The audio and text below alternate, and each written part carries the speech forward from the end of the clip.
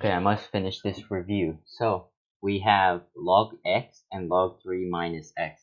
So the logarithmic functions, they can be represented log base a of x. I think I already told you that. They all share a common point, and the point is 1. The point is 1 comma 0. So all the exponentials, so a to the x, they all share 0 comma 1. Okay, 0 comma 1, and then all the logs share 1 comma 0. So describe how to transform this parent function into this function, right? So log x to log 3 minus x. This is simple enough. It's log and then minus x minus 3. Yeah, minus. Okay, this minus x minus 3. So since it's minus and then x minus 3, it's shift the 3 to the right, and then you reflect it, you reflect it across the y-axis first, then you shift it 3 to the right? The logs have this weird thing where you can't just shift it to the right, then reflect it. You actually have to reflect it first, and then you get to shift it to the right. Right. So that's it basically. Ln x to 2 ln x 3x plus 6. Well, we're gonna do 2, no, this is ln, not log. Sorry, 2 ln of 3, and this is x plus 2.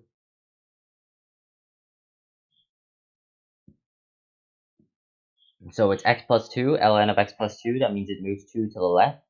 But there's a 3 inside, 3 multiplier, that means it's a horizontal shrink by 3. So it's shrinked horizontally by 3. It's not really by 3, it's by 1/3. So shrinked horizontally by 1/3.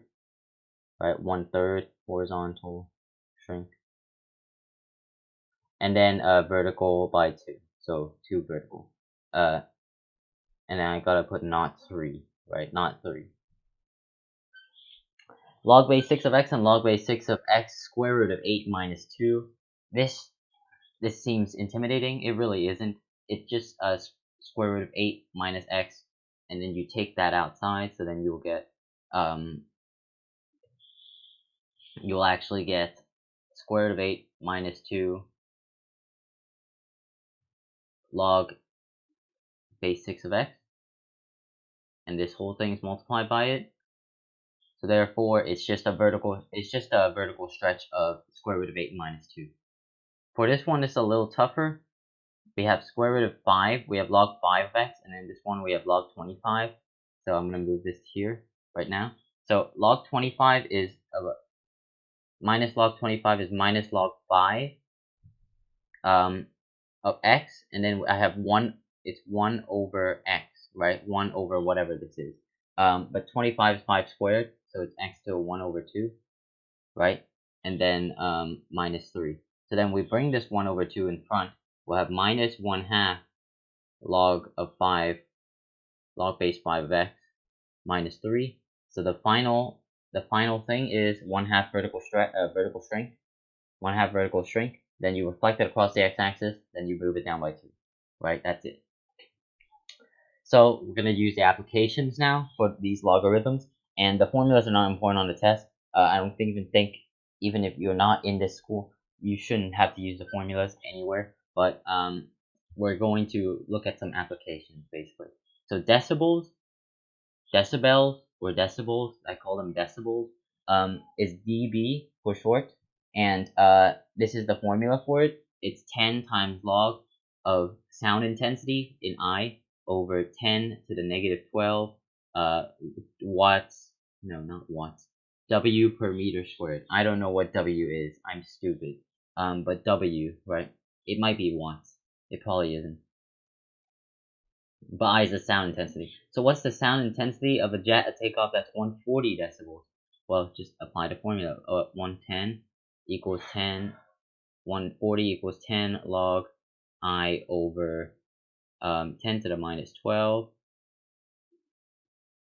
Right, W per meter squared. So then we have divide by 10, you get 14. And then take 10. So now you have 10 to the 14.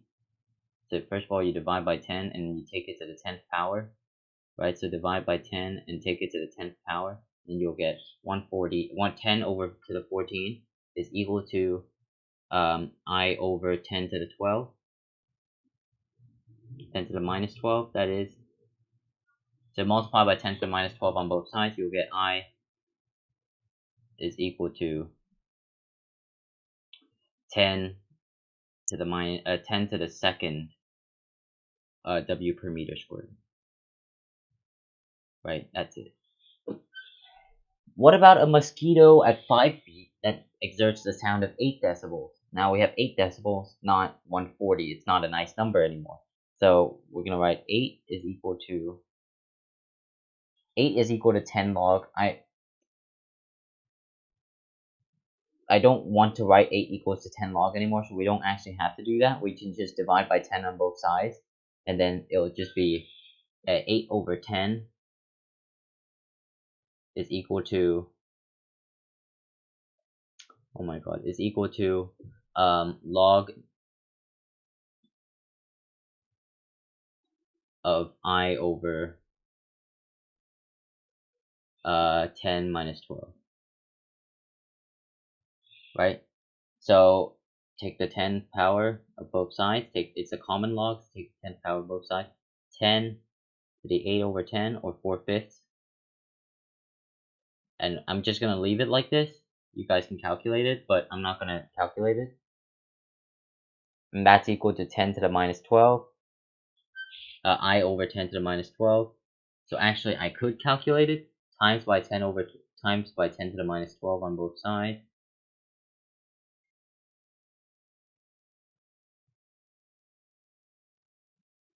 And now that'll get you I is equal to 10 to the minus 11 and 1/5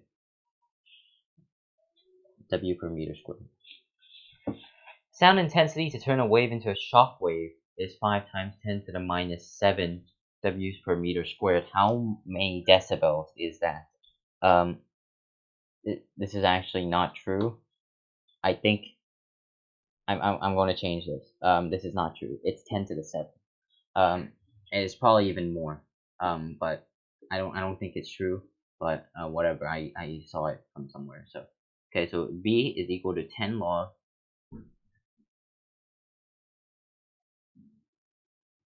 Okay, 10 log, and then this is 5 times 10 to the 7 over 10 to the minus 12.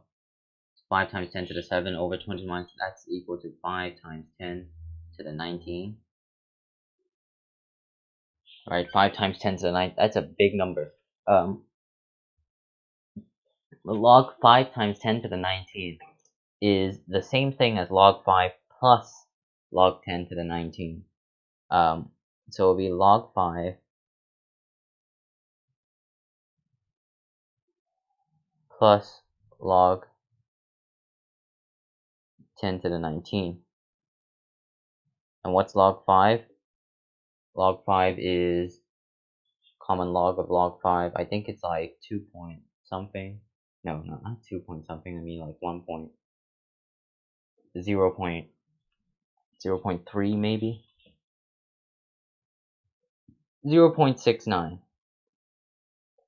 So 0.69 plus 10 to the 19, that's 19. So B will be equal to 0.69, 10 times 0.69 plus 19.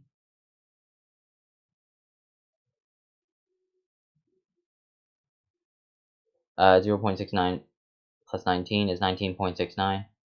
So it's 96.9 decibels. Right? The 196.9 decibels is the sound intensity it takes to turn to a shock wave, apparently. So next, I've already spent 10 minutes. We have Richter scale now. What's the Richter scale of the of something, right? The Richter scale is used to measure earthquakes. So Richter scale of 5 or Richter scale of 7, right, would be different things. and it's logarithmically bigger. So a Richter scale of 5 is 100 times less strong than a Richter scale of 7, right? This formula, they gave you this formula, and I don't see the reason to use this formula if you know what a log is, right? So what I'm trying to say is, if you know what you're talking about, then you don't need to use the formula, right? Because right here, how much more intense was the strongest earthquake ever recorded? 9.5 than the 2010 Haiti earthquake, which is 7, right? So if I put 9.5 is equal to log a over t plus b, and then I minus b and take it to the 10th power, it'll take too long. I don't want to do that, right? I don't want to do that. What I can do though is, since we know it's a log, whatever we put to the other side is going to be a 10. So this is going to be 10 to the 9.5 minus b, right? And then this is going to be 10 to the 7 minus b. We're trying to look for a, by the way, so that's the intensity. Right, 10 to the 9.5, 10 to the 7. How much more bigger is 10 to the 9.5 than 10 to the 7? It's 10 to the 2.5 bigger. So that's how much stronger it is. It's 10 to the 2.5 stronger than the 2010 Haiti earthquake, right? That's about 300 times stronger. That's pretty strong.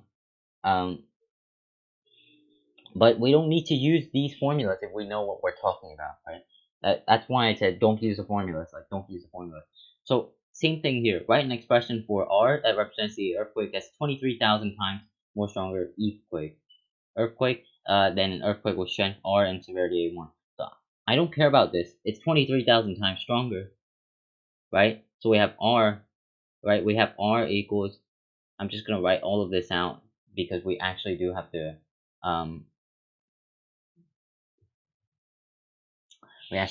write an expression here, but we're gonna have this as 23,000, right? So if we want our 23,000 R is equal to, and then this thing, the A value was 10 to the 2.5 times stronger in the 9.5 to 7 to 9.5. So how much stronger is it? Is how much 23,000 times stronger is how much more intense? Well, in order to do that, we just need to take the log of 23,000, and that's it, right? This is equal to 3 log of 23, right? No, 3 plus log of 23. And I'll just calculate log of 23 real quick.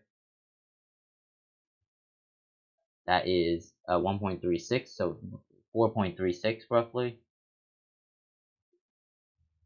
This is about 4.36, and that's it, right? I could actually, no. Basically, if I wanna write it like this, it would basically just be 23,000 A over T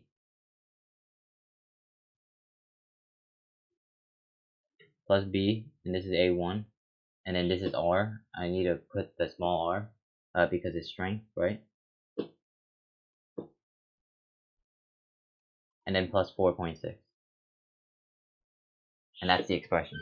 We're done, right? That's right, and then we can subtract 4.6. We can well, this is basically the thing, but then if we want to really simplify it, we could just put 4.6, right? So we don't even need the 4.6, but we know that it's going to be 4.36 orders of magnitude more.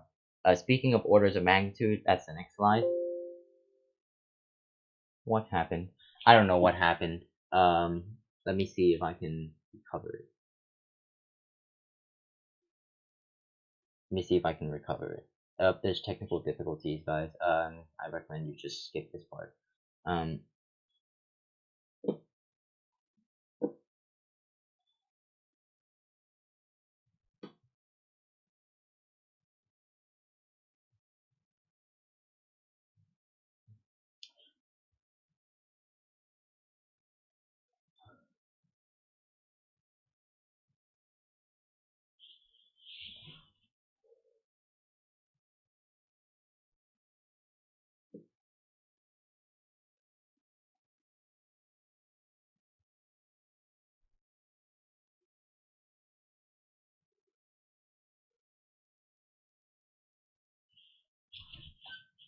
Okay, we're back. So let's go to 22 now. So what's an order of magnitude? An order of magnitude is one gain power from a common log. One game of power, one extra number from a common log, right? Um, log 1,000 and log 10,000, right? I'm gonna write all these zeros. Log 1,000 is 3. Log 10,000 is 4 because it's log base 10, right? So common log base 10, they're the same thing. But 3 and 4 is 4 is one more than 3, so 4 is one more 4 is one more than 3, so 10,000 is one order of magnitude bigger than 1,000. It's basically just 10 times bigger, right? So we're gonna do the question 39 right now in the book, and question 39 is saying that find the orders of magnitude of the following. Find the orders of magnitude of the following. Determine how many orders of magnitude, right? The quantities differ. $100 bill and dime. So what's $100 bill? $100 bill is $100, and dime is 10 cents. Right? And 10 cents is $0.1. So how much bigger is this and this? Or just divide them basically. 100 divided by 0.1 is 1,000. So it's, and that's 10 to the 3. So it's 3 orders of magnitude bigger. Next is earthquake with 7 on the Richter scale and 1 with 5.5. So if you go back to here, I already erased everything, but 9.5 and 7, these two earthquakes are 2.5 orders of magnitude bigger. Because if you remember, there's 10 to the 2.5 up here, and then the 2.5, the 2.5 is the definition of what an order of magnitude is. If you take the log of both sides, you'll have the 2.5, and then you'll have, in this case, you'll have a, if you take the log of the earthquake of 7, you have 7, and if you take a log of the earthquake of 5.5, you'll have the 5.5, and that'll give you 1.5, right? Subtract the orders of magnitude compared to 0. Now 43, how about 95 decibels and 65 decibels? Well, if we go back to our decibels, everything that's in the log is multiplied by a factor of 10, right? So anything that we want to compare has to be divided by a factor of 10 in order for us to find an order of magnitude, and it's 695, and then ordinary conversation 65. So 95 minus 65 is 30, so it's 30 decibels louder, but it's a factor of 10, so we have to divide by 10, so 3 orders of magnitude bigger, right? And that's it. Next, solving logarithmic exponential equations. Use all of your skills to be able to solve these equations. The logarithms, the inverse of the exponential, I'm going to do them really quick. Once I've finished rambling, I'm going to do them really quick. So I'll give you time to do these. Just pause the video right now. Okay, I guess we're done. Let's go. 3 times log 1/3 3x equals 9. So 3 times this, so just divide by 3. Then we have log base 1/3 of 3x is equal to 3, right? Log base 1/3, so you can take 1/3 power of both sides. Yeah, you can literally take 1/3 the power of both sides. So let's take 1/3 the power of both sides. Now we have 3x is equal to 1/3 cubed. Divide by 3, x is equal to 1/3 cubed times 1/3, which is 1 over 81. 1 over 81. Right? Log base 1/3 of 1 over 27 is 3. So you can do this exponential thing from the logarithm, because the logarithm is the inverse of the exponential. So you can, anytime there's a log, just put 4 to the power of it. Anytime there's an exponential, just put log base whatever of it. So log 4 1 minus x equals 1. Well, that's just you can just take 4 log 4 1 minus x is equal to 4 to the 1. So this crosses, and then you have 1 minus x is equal to 4, and x equals to minus 3. Easy, right? The easiest thing ever. This 576 divided by 6 is 96. So we have 3 x divided by 6 is 96. Take log base 3 of both sides. We're going to take log base 3 of both sides, right? And this will give us x over 6 is equal to log base 3 of 96. I kind of want to expand this a little bit, but no, we're not going to. And then multiply by 6 on both sides, you'll have x is equal to 6 log base 3 of 96. And you could... Okay, so I'm just going to separate the questions right now by lines, because this is a little confusing sometimes to look at all of this. But 3 plus 2e to the minus x divided by 6. First of all, you can automatically just get rid of the 3 and the 2. So 6 minus 3, erase that, and then divide by 2. Erase that. Now you'll have e to the minus x is equal to 3 halves. Take the natural log. Right? The scale is what we want. We don't want, I mean, we could use a calculator, but we don't. We want to develop the skill of solving equations, right? This is x equals minus ln of 3 halves. That's it. Now we have this final equation. Subtract 7 divided by 4. That's ln of 3 minus x is equal to 6. And then take e to both both sides. You have 3 minus x is equal to 6. E to the 6. Subtract 3 and then flip it. So x equal to 3 minus e to the 6. And that's our answer. That's it. That's it for this slide. I think we have harder questions this slide.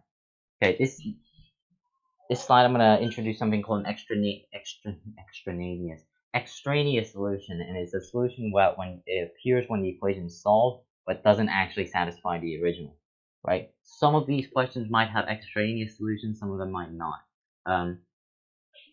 Basically, whenever you look at log x and you see that a solution is x equals minus 3, you automatically know it's an extraneous solution because minus 3 can't be evaluated in log, right? It's basically a undefined, right? To solve and check for extraneous solutions, extraneous equations, extraneous solutions, first of all, just multiply by 3 on both sides. That's simple enough, right? This is a little bit hard. Next, we actually want to divide, no, we don't actually want to divide. We want to times by 2tx on both sides, right? Multiply by 2tx on this side, multiply by 2tx on this side.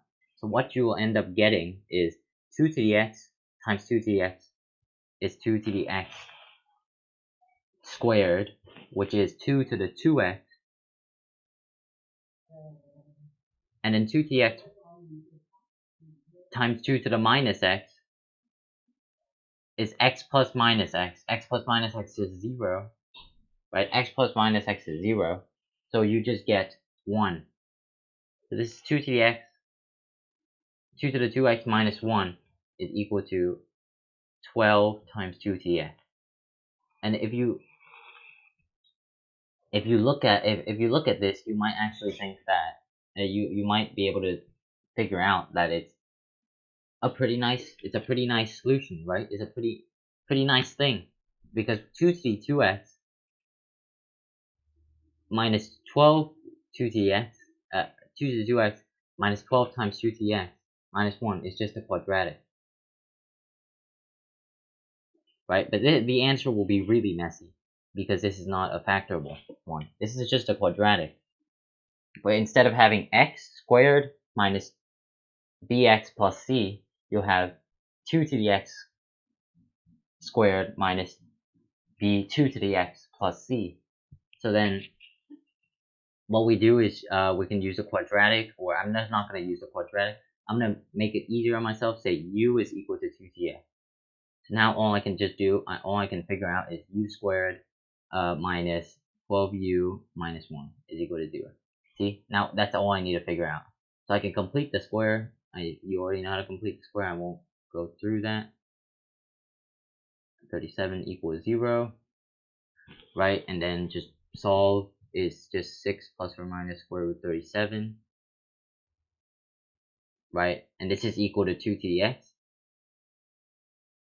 right? Because u is equal to 2 to the x. So now just take log base 2 of both sides. X is equal to log base 2 of 6 plus or minus square root 37. And you could automatically figure out which one doesn't work. Square root of 37 is higher than 6. So the one that automatically doesn't work is the minus. So x is actually just equal to log base 2 of 6 plus the square root of 37. And that's our final answer. So next one, we have the exact same thing. This is just ln instead. So this one's actually nicer, I think. I think this one's nicer. Right? 2e to the 2x plus 5e to the x minus 3 is equal to 0. We're going to factor, but first of all, we're going to put v is equal to e to the x. So we can just do it really easily. 2v squared plus 5v minus 3 is 0. So whatever we're going to do, we're going to have to take the ln of what our answer is. 5v is, this can be factored, I think. 2 times minus 6 is, minus 3 is minus 6. So multiply minus 6 and then add to 5 is 6 and minus 1. So we have 2v, right? And then v, we have 2v, and then we have v. And then this one we have minus 1 right here, and then we have plus 6. No, plus 3, I mean. Because 3 times 2 is 6. And then 1 minus 1 times v is minus 1. So this factoring out works. So we have v is equal to either 1/2 or minus 3. Minus 3 automatically doesn't work because when you put it into the natural log, it's just going to disintegrate. So the correct answer is 1/2. V is equal to 1/2. V is equal to 1/2, but v is e to the x. So e to the x equal to 1/2. X is equal to natural log of 1/2. That's it. Next, we have this. We're going to use our properties. I'm just going to delete this last one. We're going to use our properties to be able to figure out number 3. Our properties, one of the properties that we learned is we can combine functions. If they're a plus, we can combine them and get a product. So x minus 3 times x plus 4 is, I'm just going to work this out by myself. It's x squared plus x minus 12. That's equal to 3 ln 2. What's 3 ln 2? 3 ln 2, you take the 3, you move it in front, you'll have ln 2 cubed. ln 2 cubed is ln 8. So this is just put in front, ln 2 cubed, right? So since they're both ln, we have 1-to-1 property, which means they're equal. 8, take the 8 to the other side, x squared plus x minus 20 equals 0. Easy factoring, and we're done. X equals 4. X equals minus 5 doesn't work. Put minus 5 in here, you'll get my ln minus 8. That's not in the domain. It's an extraneous solution. X equals 4 does work because, well, if you take 4 in here, you'll have ln 1 plus ln 8 equals ln 8. And ln 1 is just 0. So 0 plus ln 8 is ln 8, and that's correct. Next, I think we're into banking now. Nope, we're not. Okay, graphing functions. I'm tempted to ignore these because they won't be on the test, but I won't. So what's the difference between this and this as opposed now as functions, right? What's the difference between those two? So I'm gonna graph really slightly. What's log x? Log x is just the regular function, right? What's log x plus 3? It's the regular function shifted left 3.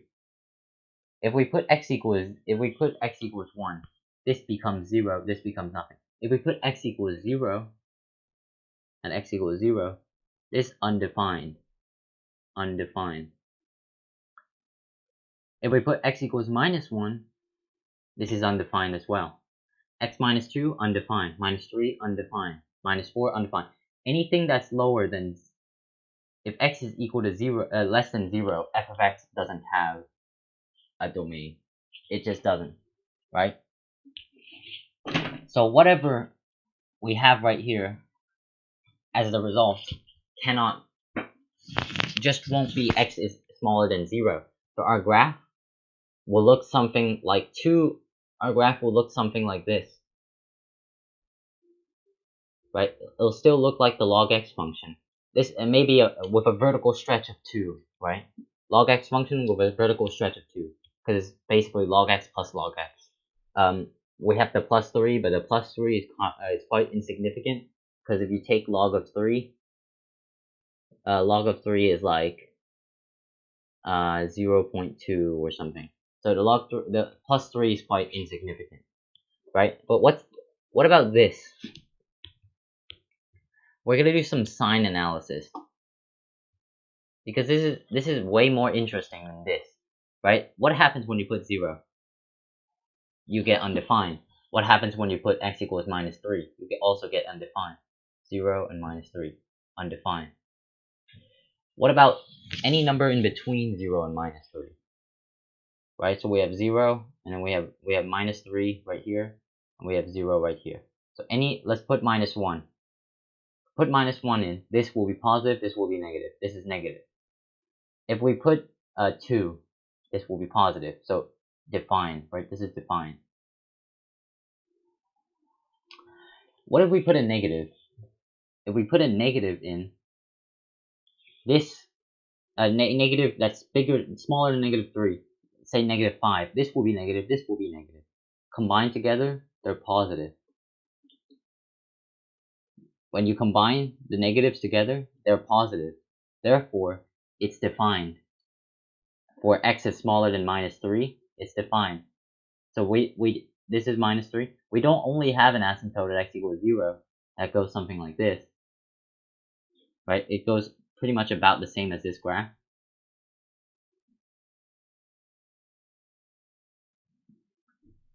We also have an asymptote of x is, right, we also have an asymptote of x is equal to negative 3. That goes something like this.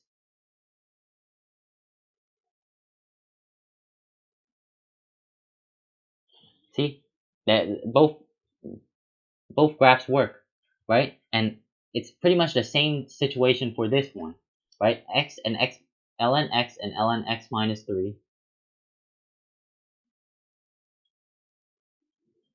Nothing is defined higher than ln x. Nothing is defined higher than ln x and ln x minus 3. So we actually have, this is ln x. If we put 1 in, we get 0. If we put minus 2 in, it's not defined. So this function is actually not defined for anything lower than 3. So only defined for higher than 3.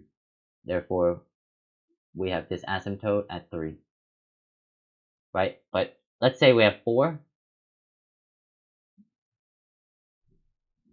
Let's say we have 4, 5, 6, 7. They'll be like this. They'll be a little faster growing. Of course, I'm not the best graph drawer. I don't want to draw a graph that will take me forever. But basically, that's what the graph will look like, right? Just like normal. But what about this? The g ln equals x over x minus 3. So at x equals 0, it's undefined, obviously. At x equals 3, it's even more obviously undefined because the denominator is 0. Between 0 and 3, is it undefined? Yes, it is. It's undefined because if we take 2, bottom will be positive, top will be negative. Doesn't work, right? So all of these are undefined. we already know that if we take it to this direction, if we take it to the x is higher than 3 direction, we'll get one that goes from the bottom and up. The question is, will we get one that goes from the bottom and up on the other direction as well, or will we get one that goes from the top down to the bottom? Well, see. So let's check for -1. -1, ln of -1 over ln of -1 over -4. What's ln -1 over -4? That's ln of 1/4. ln of 1/4 is down at the bottom. We're just gonna approach closer and closer to the 3, and when we approach closer and closer to 3, we'll see that it's positive, right? We'll see that it goes, every number is going to be positive, and therefore it's also going to have this type of graph right here. Yeah, it's also going to have this type of graph right here. So next we have interest. I'm just gonna go through these really quickly because I'm pretty sure you already know about interest. Compound interest. This is the formula for annual compounding interest, and this is the formula for n times compounding of interest per year. So if John invests, I'm not even going to calculate these. I'm just going to leave them be. John invested $3,000 with 5% APR compounded quarterly. APR means basically a compound rate, right? It's basically the rate. So R is rate, N is times, P is principal or the amount of money invested, and I is the interest. So amount of money in his account will be it will be 3,000 times 1 plus, and then R is 5%, so 0.05 quarterly, so it's 4, and then to the 4 times 7, which is to the 28, right? And that's the amount of money he'll have after 7 years. If I invest into a bank that compounds annual 3.5% APR, how long will it take for my money to triple? Okay, I'm really sorry for that interruption. So 3 times the amount of money to triple. Right? How are we gonna do that? How are we gonna figure out that when we don't have any money? Let's say we do have money, right? Let's say we do have money. Let's say 600 is equal to 200, right? Because I invested 200 and I want triple the money back. 1 plus 0.035 to the t.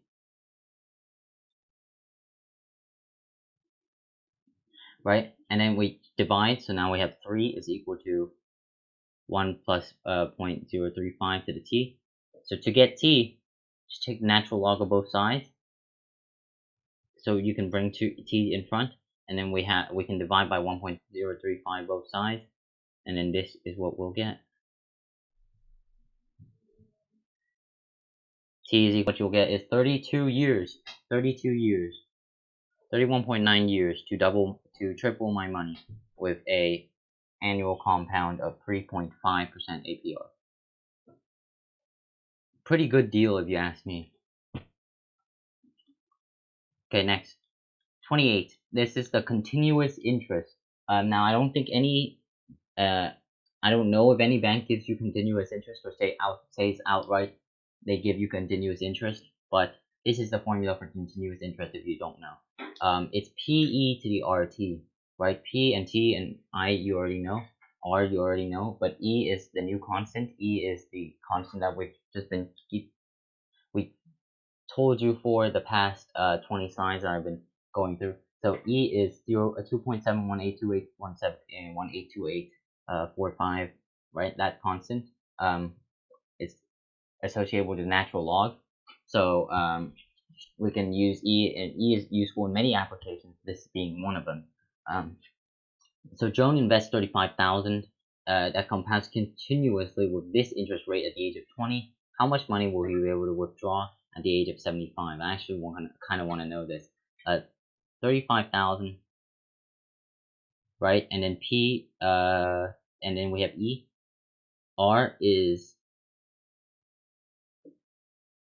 R is 0.5, so 0.005. 0.005. Yeah, 0.005, and then times this by 75 minus 20. That's the amount of years that we'll get, so that's 55. So 55 times, that's about 2.75. No, not 2.75, I mean 0.275. $46,000. So not that much because the interest rate is quite sad. $46,000. So how much more money can you get from compounding continuously than compounding monthly? It really does depend. It does depend on the rate that you get, right? I'm not going to work this out because it does depend on the rate that you get. How much it does depend on the rate that you get, I am going to leave that up to you to figure out, right? I'm gonna leave that up to you. It's not ETRT, it's something else. If you can figure it out, put it in the comments. I'll do something to your comment. The obvious clue that I'll give you is compounding continuously gives you more money than compounding monthly, right? That's obvious. But how much is what I want to look for, right? So what is APR? APR is the annual percentage rate. It's splittable and compoundable. That what I mean is the APR. If APR is 3%, then for every month you're gonna get that.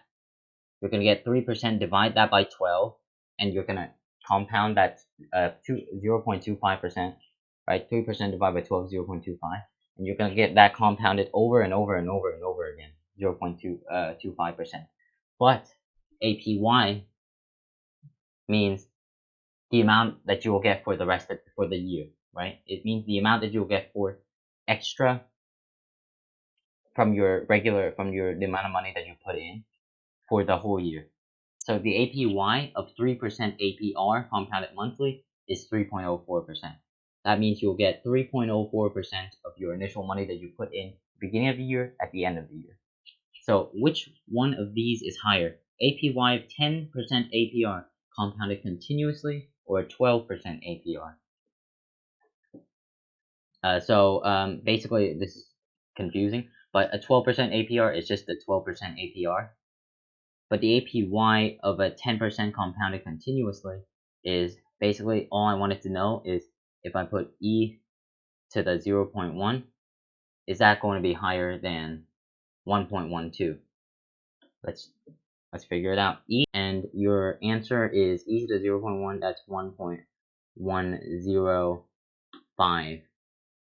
So this is 1.12 and this is 1.105. So the obvious winner is the 12% APR, right? 12% APR is the winner.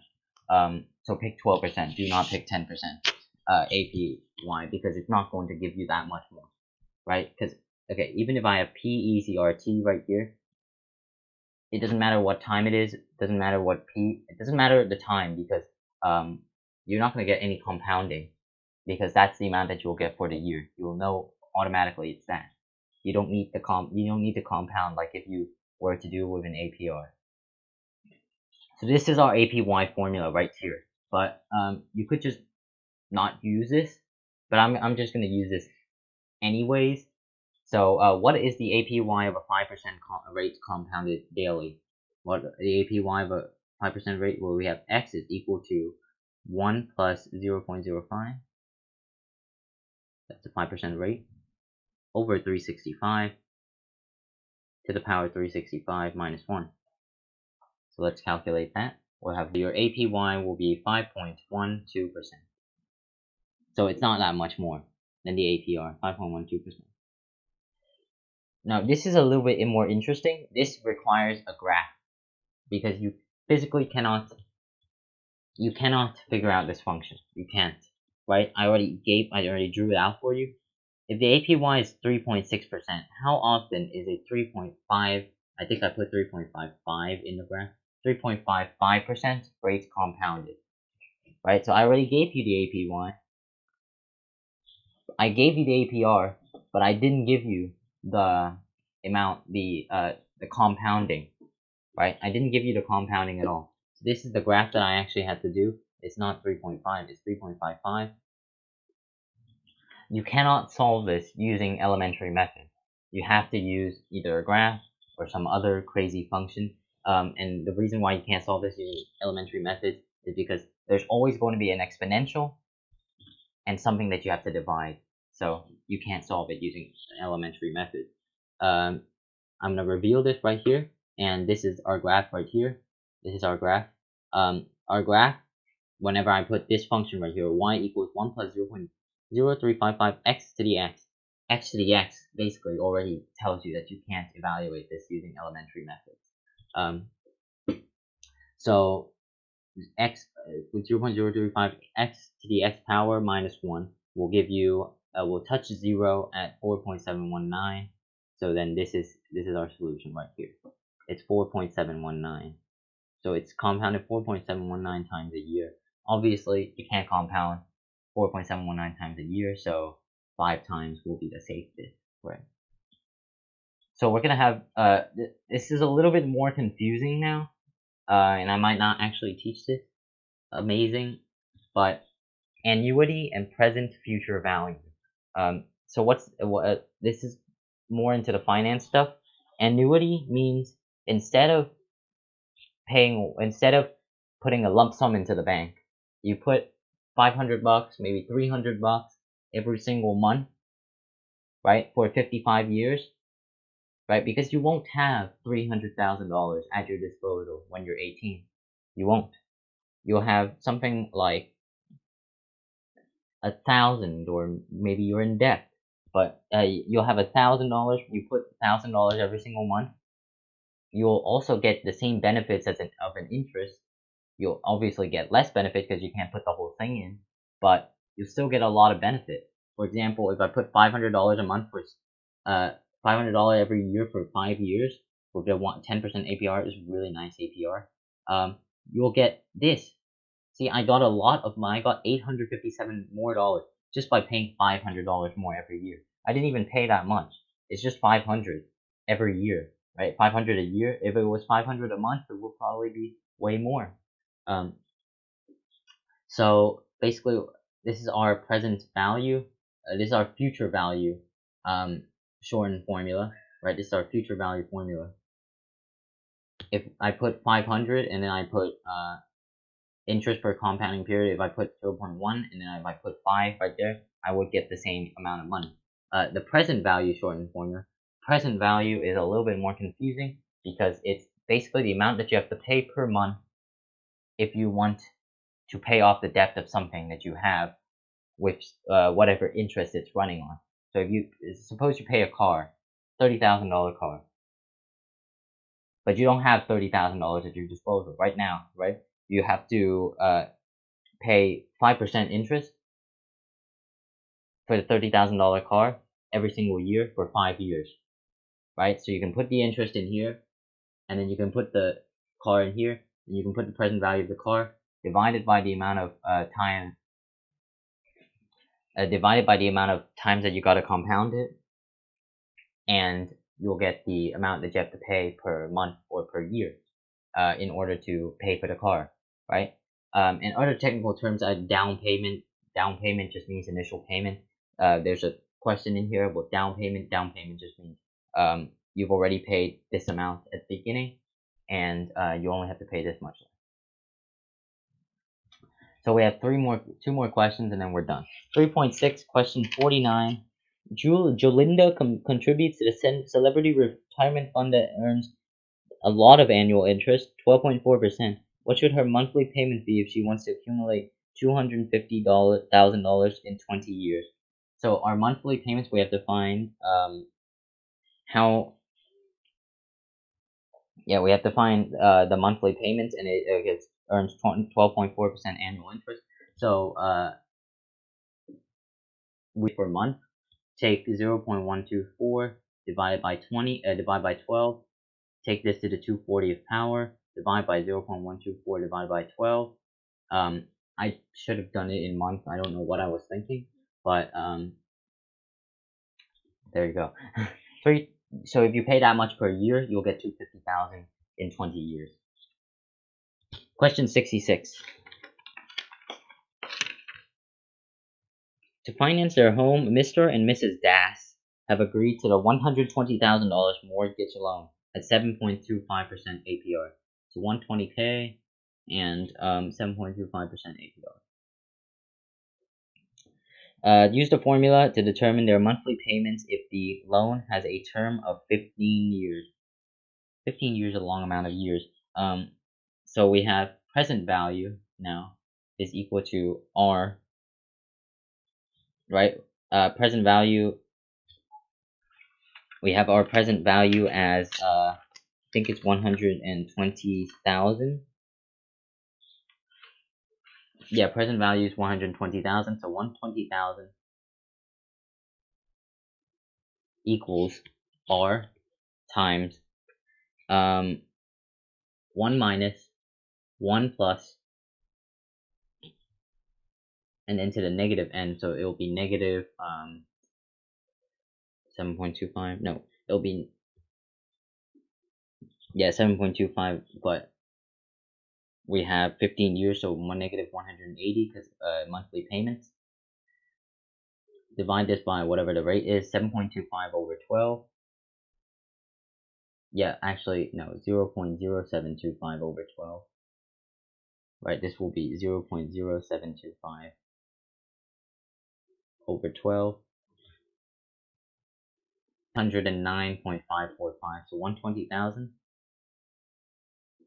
is equal to 109R, 109.5R. So divide both sides by 109. You will get 1,095. $1,095 and 44 cents. 44 cents. So that will be answer A. That's the correct answer. So that's it for today's review. This is going to last, if I mash all these together, it'll be 2 hours. So I'll post the 3.1 to 3.4 jumble that I recorded a few days, like yesterday, or 2 days ago today, and then I'll post the recorded. I'll post the 2 edited videos, editing my junk out to today, right?